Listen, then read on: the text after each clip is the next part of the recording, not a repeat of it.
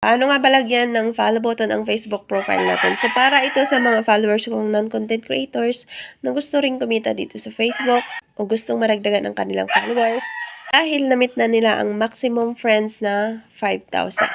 So, dito punta lang tayo dito sa profile. Pindutin natin itong tatlong tuldok na nandito. Then, dito sa baba, tap natin itong turn on professional mode. Then, tap natin itong turn on. Then, tap natin itong next. Tap natin itong next. Then, dito sa default audience, choose natin itong public para lumawak ang marating ng ating Facebook profile. So, hindi na lang friends natin ang makakita ng mga pinopost natin. Then, dito sa baba, tap na natin itong next. Dito sa default audience, pwede nyo pa rin namang palitan ang settings nito. So, kung gusto nyo itong baguhin, tap nyo itong edit settings. And so, who can see your future posts? Ayan, naka-friends po siya. Kung gusto nyong i-public, tap nyo itong friends. Then, i-select nyo dito yung public. So, nasa sa inyo na yun kung anong gusto nyong gawin dito sa settings nyo.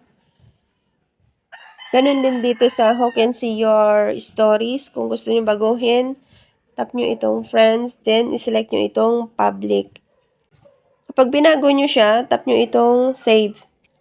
Ganun din dito sa who can see your reels and tap nyo lang yung public kung gusto nyo i-turn into friends. Kung gusto nyo friends lang ang makikita ng mga post nyo. Ayan, i-scroll up nyo lang, tap nyo lang itong mga arrow pababa para mapalitan nyo yung settings kung sino yung mga pwedeng mag-comment at makakita ng mga post nyo. And then pagkatapos nyan, tap nyo na itong done. Then tap na natin itong next. Tap next ulit. Then tap natin itong next. Ayan, so naka-professional mode na ang ating Facebook profile o ang ating personal account.